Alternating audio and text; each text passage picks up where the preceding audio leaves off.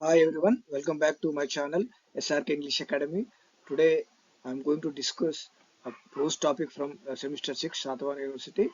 Man is the architect of his own future by Gurrapu Damodar. For novel summaries, notes, movie and novel reviews, visit my blog English language lit.blogspot.com. So Gurrav Damor is currently serving as Vice Chancellor of Chaitanya deemed to be University, Hanmakonda. He has written 42 books and edited 11 books. He has visited 21 countries for academic purposes. In addition to winning the State Best Teacher Award in 2010, he served as President's nominee at Dr. Hari Singh Gaur Central University in Madhya Pradesh from 2015 until 2018. So, Gurab Damodar గారు వీసీగా vice ఛాన్సలర్గా Chaitanya deem to university హన్మకొండలో పనిచేస్తున్నారు. అతను 42 పుస్తకాలు రాశారు. అలాగే 11 పుస్తకాలకి సంపాదకీయం వహించారు. సో అకాడమిక్ పర్పస్ పైన 21 దేశాలను కూడా సందర్శించారు. సో అదే కాకుండా స్టేట్ బెస్ట్ టీచర్ అవార్డుని 2010లో గెలుచుకోవడం కాకుండా 2015 నుండి 2018 వరకు అతను doctor Harisingh Gour central university మధ్యప్రదేశ్కి ప్రెసిడెంట్ నామినీగా కూడా పనిచేశారు. So let us come to the prose lesson.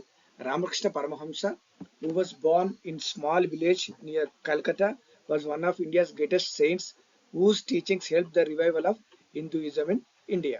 So Ramakrishna Paramahamsa ఒక చిన్న గ్రామంలో కలకత్తా దగ్గరలో ఉన్న గ్రామంలో జన్మించారు. 1836లో జన్మించారు. సో అతను భారతదేశంలోని యోగులు సాధులలో కల్లా సాధుల్లో ఒక గొప్ప సాధువు. సో ఇతని టీచింగ్స్, ఇతని ప్రబోధాలు, ఇతని బోధనలు భారతదేశంలో హిందుత్వము మళ్ళీ తిరిగి పునరుజ్జీవం పొందడానికి ఉపయోగపడింది. So revival. Swami Vivekananda, a monk, was his disciple and he established the Ramakrishna mission to spread his spiritual teachings all over the world. So అతను స్వామి వివేకానంద ఒక సన్యాసి, మాంక్. సో ఇతను వివేకానంద శ్రీ రామకృష్ణ పరహంస యొక్క డిసైపుల్, శిష్యుడు. సో వివేకానంద రామకృష్ణ పరహంస చనిపోయిన తర్వాత రామకృష్ణ మిషన్ అని ఎస్టాబ్లిష్ చేసి అతని యొక్క స్పిరిచువల్ టీచింగ్స్, ఆధ్యాత్మిక బోధనని ప్రపంచమంతా వ్యాప్తి చేశారు. Paramahamsa preach that all religious teach the same truth that God is one. So Paramahamsa ఏం బోధించారంటే అన్ని మతాలు ఒకే ఒక సత్యాన్ని బోధిస్తున్నాయి. అదే ఏంటి అంటే గాడ్ ఈజ్ వన్, దేవుడు ఒక్కడే.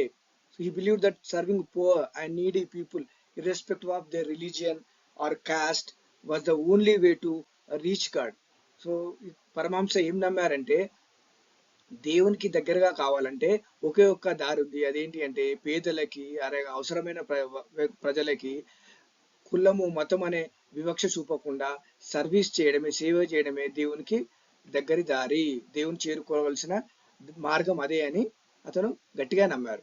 Narendra Datta came to Ramakrishna Paramahamsa to find answers to his mind boggling questions on God and truth. So Narendra Datta Ramakrishna Paramahamsa గారి దగ్గరికి తన మదిలో కలిసివేస్తున్న అనేక సమస్యలు, దేవుని గురించి, సత్యం తెలుసుకోవాలన్న ఆ విషయం గురించి సమాధానాలు రామకృష్ణ పరహంస దగ్గర దొరుకుతాయనే ఉద్దేశంలో అతని దగ్గరికి చేరుకున్నారు. Paramahamsa used parables to teach the wisdom of the Hindu scriptures. So Paramahamsa ఎప్పుడైనా తన హిందూ స్క్రిప్చర్లను ఒక జ్ఞానాన్ని తెలిపేటప్పుడు భక్తులకి అతను నీతి కథల్ని బోధించేవాడు. చాలా సులభంగా ఇతరులకు అర్థమయ్యేది. In the essay, the writer uses one of Paramahamsa's parables to understand his great wisdom. So ఈ ఎస్సేలో మనకి రైటర్ ఒక పరమహంస గారి ఒక నీతి కథను, తన విజ్డమ్ని అర్థం చేసుకోవడానికి ఇక్కడ ఒక ఉదాహరణగా ఇచ్చారు. So Ramakrishna Paramahamsa response with a parable to a question from one of his disciples about the differences among men though the creator is one. ఇక్కడ రామకృష్ణ పరమహంస దగ్గర ఉన్న ఒక భక్తుడు అడిగిన ప్రశ్నకి తను తను నీతి కథ ద్వారా సమాధానం చెప్తారు. సో భక్తుడు అడిగిన ప్రశ్న ఏంటంటే క్రియేటర్ ఈజ్ వన్, దేవుడు ఒక్కడే అయినా కానీ జనాలలో, మనుషుల్లో చాలా రకాలు ఎందుకున్నాయనే ప్రశ్నకు అతను తన నీతి కథ ద్వారా సులభంగా అర్థమయ్యేట్టుగా సమాధానం ఇచ్చాడు. God created all humans alike and it is men's duty to use their lives properly and grow into healthy, moral and good human beings instead of nurturing minds with negative ideas such as jealousy, anger and intolerance. So ఇక్కడ God అందరి మనుషుల్ని ఒకే రకంగా సృష్టించాడు. అది మనుషుల యొక్క కర్తవ్యం ఏంటి అంటే తమ జీవితాల్ని ప్రాపర్గా సరైన రీతిలో అలాగే ఆరోగ్యపరంగా నీతికరంగా సో మనం మలుచుకోవాలి. అలాగే అలా కాకుండా మన మైండ్స్ని నెగటివ్ ఐడియాస్తో ఎలాంటివంటే జెలసీ, ద్వేషము, కోపము, సో భరించలేకపోవడము, ఇంటాలరెన్స్ ఇటువంటి వాటితో మన మైండ్ని మనము దుష్ప్రభావం కాకుండా చూసుకోవాలి. We need to eliminate these negative thoughts from our minds. So మనం ఏం చేయాలి అంటే మన మైండ్ల నుండి మన మనసుల నుండి ఈ నెగటివ్ థాట్స్ని తొలగించేయాలి. Just like remove weeds in a field to cultivate a healthy crop. ఎలా తొలగించాలి అంటే మనం ఎలాగైతే మనము ఒక హెల్తీ క్రాప్ మంచి పంటను పండించడానికి మన పొలంలోని కలుపు మొక్కల్ని తీసివేస్తామో అలాగే మన మనస్సుల నుంచి మన మైండ్ల నుంచి ఈ నెగటివ్ ఆలోచనని తీసివేయాలి. God never discriminates among his creation. So దేవుడు ఎప్పుడు కూడా తన సృష్టి పట్ల తను సృష్టించిన మనుషుల పట్ల వివక్ష చూపడు. We are architects of our own future through our thoughts, decisions and deeds. మనము మన భవిష్యత్తును మనమే మనమే డిజైన్ చేసుకుంటాము. Architect of our own future. So ఎలా మన ఆలోచన ద్వారా మన నిర్ణయాల ద్వారా మన యాక్షన్స్ ద్వారా మన పనుల ద్వారా డీడ్స్ ద్వారా చేస్తాం. So we can change our fate by working silently and become architects of our own future. So మనము మన ఫేట్ని మనం మార్చుకోవచ్చు. సో మనమే మన భవిష్యత్తును తీర్చిదిద్దుకోవచ్చు అని చెప్తున్నారు. So finally he says that no man can blame God for his fate. Man is the creator of his future. So ఎవరు కూడా తన విధి గురించి దేవుణ్ణి బ్లేమ్ చేయకూడదు. సో మనిషి అనేవాడు తన భవిష్యత్తును తానే క్రియేట్ చేసుకోవాలి అని చెప్తాడు. Man is the creator of his future. So అతను తన ఫ్యూచర్ని డిజైన్ చేసుకోవాలి అని చెప్తున్నాడు. Let's see some short answer questions from previous years examination. Write a brief note on Narendranath Dutt. Swami Vivekananda was born into an upper class Bengali family on 12 January 1863. Swami Vivekananda was the religious name of Narendranath Dutt. So he was a university graduate from Calcutta. So Swami Vivekananda 1863లో upper class Bengali కుటుంబంలో జన్మించారు 12 జనవరి 1863లో. So Vivekananda అనేది నరేంద్రనాథ్ దత్ యొక్క spiritual name. So అసలు పేరు Narendranath Dutt. So ఇతను Calcutta university నుంచి graduation పూర్తి చేశారు. అలాగే అతను చాలా చురుకైన వాడు, sharp intellect and restless mind. So ఇప్పుడు సత్యం గురించి దేవుని గురించి ఆలోచిస్తూ ఉండేవాడు.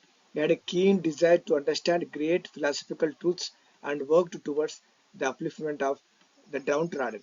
సో అతను ఎప్పుడు కూడా ఈ అణగారిన వర్గాలను పైకి తీసుకురావాలని అలాగే గొప్ప ఫిలాసఫికల్ ట్రూత్స్ తాత్విక సత్యాల గురించి అర్థం చేసుకోవాలని బాగా ఆసక్తి కలిగి ఉండేవాడు.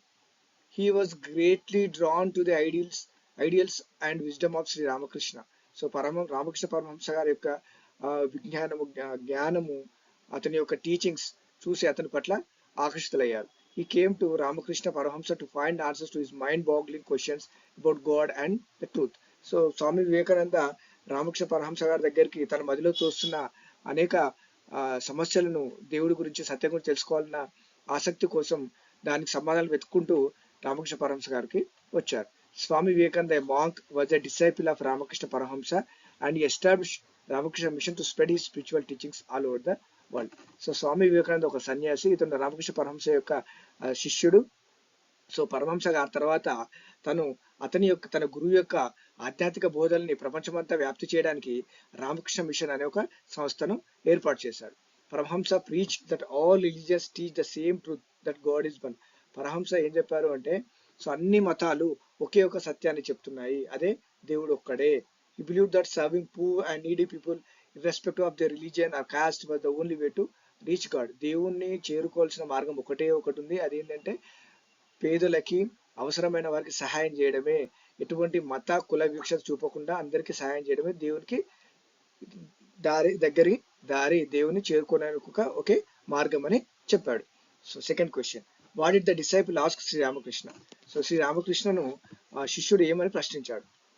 Sri Ramakrishna was known to be an expert storyteller and preached to his disciples through stories and parables. So Ramakrishna Paramahamsa తను చాలా స్టోరీ టెల్లింగ్ లో కథ చెప్పే విధానంలో చాలా ఎక్స్పర్ట్, నిపుణుడు, నిష్ణాతుడు.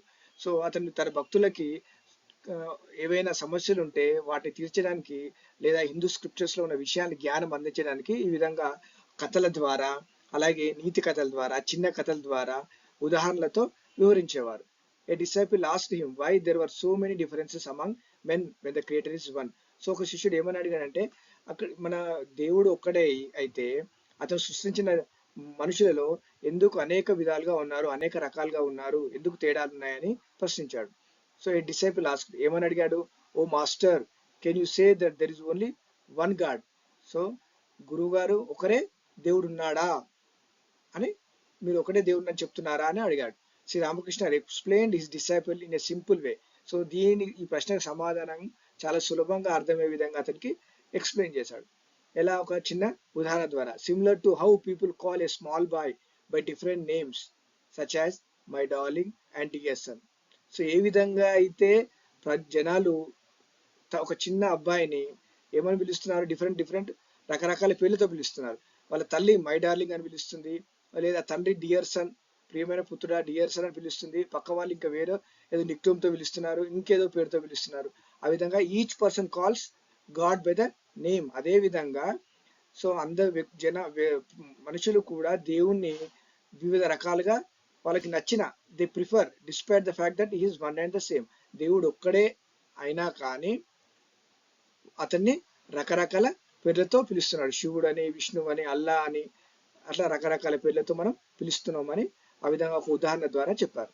The disciple ask Shri Ramakrishna to explain further why there are good, bad and indifferent people. So ఆ శిష్యుడు ఏమని అడిగాడు, ఇంకా గురువు గారు మరి ఇంకా మన దగ్గర మంచి, చెడు, అలాగే ఆసక్తి లేని భిన్నమైన ప్రజలు ఉన్నారు ఎందుకు అని ఈ విధంగా కొద్దిగా ఎక్స్ప్లెయిన్ చేయండి అని ప్రశ్నించాడు. సో దానికి గురువు గారు so he replied with a parable of a farmer spraying seeds all over the field. So దీనికి సమాధానంగా రామకృష్ణ పరమహంస ఒక చిన్న కథను చెప్పారు. సో ఏది అంటే, ఒక రైతు తన పొలంలో విత్తనాలు చల్లకి సంబంధించిన ఒక కథను చెప్పారు. ఆ రైతు విత్తనాలు చల్లితే అన్ని కొన్ని పట్టే ల్యాండ్ లో పడ్డాయి, కొన్ని పక్కన పడ్డాయి, కొన్ని రాళ్లపైన పడ్డాయి.